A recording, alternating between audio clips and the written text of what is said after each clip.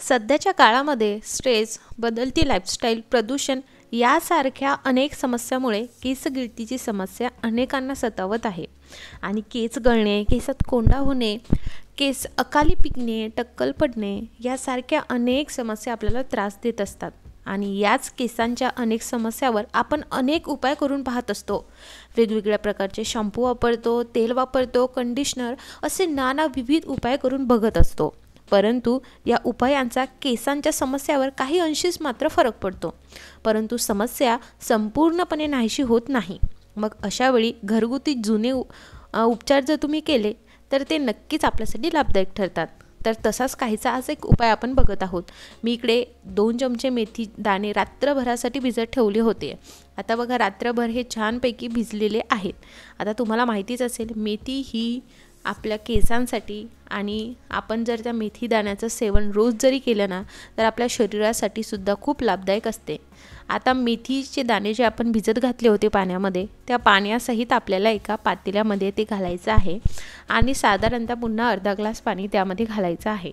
नंतर गॅसवरती ठेवून आपल्याला अगदी मंद आचेवरती हे 5 ते 7 मिनटं शिजवून घ्यायचं आहे, म्हणजे जेणेकरून मेथीचा पूर्ण अर्क या पाण्यामध्ये उतरेल. तुम्हाला माहिती असेल मेथीमध्ये असणारे प्रोटीन, व्हिटॅमिन सी हे आपल्या केसांच्या मुळांना ना खूप हेल्दी ठेवण्यास मदत करतं. आपलं केसाचे मुळं म्हणजेच तुम्हाला स्कॅल्प म्हणायचं आहे. आपला स्कॅल्प हेल्दी ठेवून केस अगदी घनदाट आणि लांब सडक करण्यास ह्या मेथी दाण्याचा खूप वापर होतो. त्यामुळेच आज आपण मेथी दाणे वापरतोय. आणि तुम्हाला माहितीच असेल की मेथी दाण्यामध्ये लोह हे भरपूर प्रमाणात असतं आणि जेणेकरून मेथी दाणे काय करतात, आपला जो केसांना आपण लावला ना तर तो रक्तप्रवाहसुद्धा चांगला करतात आणि त्यामुळे आपले केस भरपूर मजबूत होतात. आता 5 ते 7 मिनटं झालेले आहेत.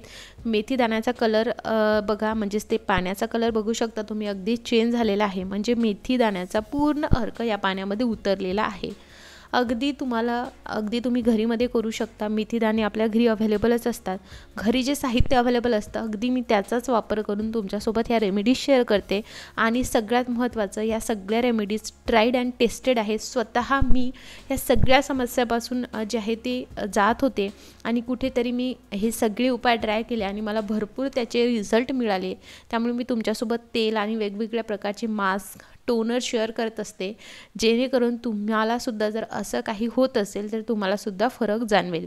नंतर आपल्याला पाणी हे वेगळं करायचं आहे आणि मेथी दाण्यामध्ये सुद्धा थोडंसं पाणी ठेवायचं आहे. आता ते मेथी दाणे आपल्याला फेकायचे आहेत का, तर बिलकुल नाही, त्याचाही आपण वापर करणार आहोत.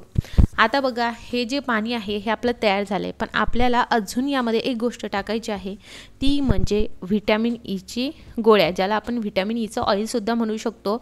गोळ्या म्हणजेच कॅप्सूल. तर आपल्याला साधारणतः 3 कॅप्सूल इकडे टाकायचे आहेत. तुम्हाला माहिती असेल व्हिटॅमिन ई हे ना हे एक अँटीऑक्सिडंट आहे, जे केसांच्या आरोग्यासाठी अगदी लाभदायक ठरते. आणि त्यामुळे व्हिटॅमिन ईमुळे काय होतं, स्काल्पमधील जे ब्लड सर्क्युलेशन आहे ना ते सुद्धा वाढतं आणि त्यामुळे केसांना योग्य प्रमाणात पोषण मिळतं आणि आपली केसगळती थांबते. बघा दोन्हीही म्हणजे मेथीदाणे आणि व्हिटॅमिन ई ह्या दोन्हीही काय करतात, ब्लड सर्क्युलेशन, आपलं जे केसांचं मुळं आहे ना तिथलं ब्लड सर्क्युलेशन भरपूर सुरळीत करतं, केस गळती थांबवतं. त्यामुळे आपण याचा वापर केलेला आहे. आता 3 कॅप्सूल टाकल्यानंतर व्यवस्थित मिक्स केलं आहे. अशा पद्धतीची छोटी आपल्याला स्प्रेची बॉटल घ्यायची आहे आणि त्यामध्ये हे ठेवायचं आहे. अगदी आपलं हे मेथी दाण्याचा बेस्ट असा स्प्रे तयार झालेला आहे. तुम्ही याला टोनरसुद्धा म्हणू शकता. आता तुम्ही ना खरंच माझ्यावरती विश्वास ठेवू नका. तुम्ही सरळ गुगलवरती जा आणि मेथी दाण्याचा आणि व्हिटॅमिन ईचा आपल्या केसांसाठी कसा बरं फायदा ठरतो हे तुम्ही तिकडे जाऊन नक्की चेक करा. मला असं वाटलं माझ्या सगळ्या सबस्क्रायबरना ते सुद्धा सांगणं गरजेचं आहे म्हणून मी सांगितलं. पण तुम्हाला माझ्यावरती विश्वास नसेल तर खरंच तुम्ही गुगलवरती हे ट्राय करू शकता. आणि असेच नवनवीन हॅक्स बघण्यासाठी आपल्या चॅनलला सबस्क्राईब करायचं बिलकुल विसरू नका, कारण मी असेच नवनवीन व्हिडिओज तुमच्यासोबत घेऊन येत असते.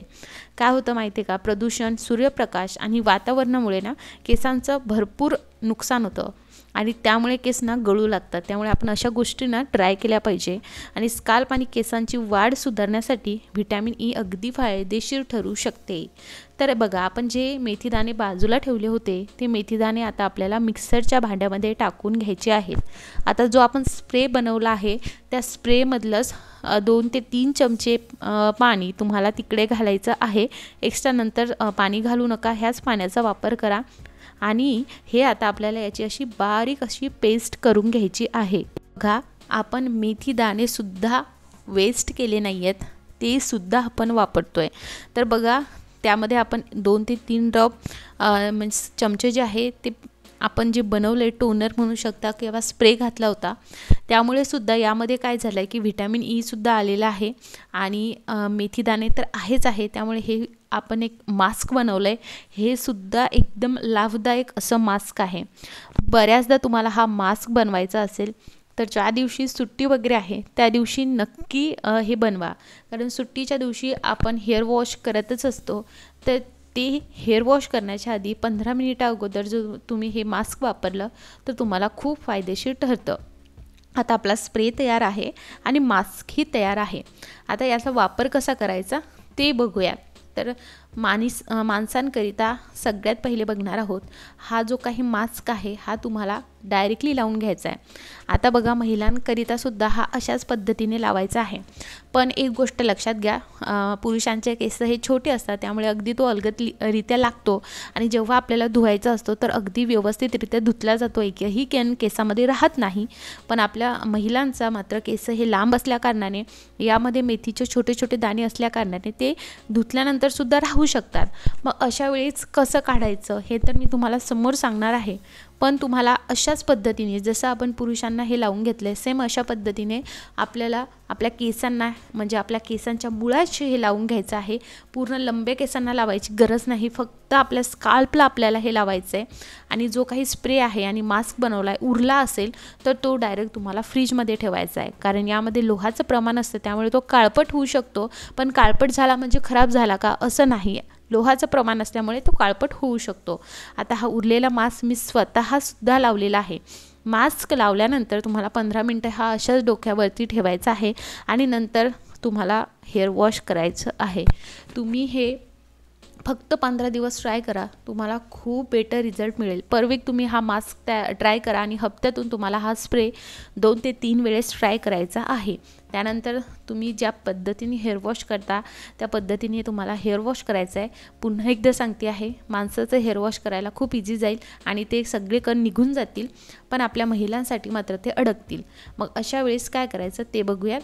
तर हेअर वॉश झाल्यानंतर केस सुकल्यानंतर तुम्ही व्यवस्थितरित्या जे आहे त्याला कंगव्याने जे आहे विंचरून घ्या आणि गॅलरीत विंचरा, म्हणजे जे काही मेथीचे दाणे वगैरे असतील ना ते खालीच पडेल.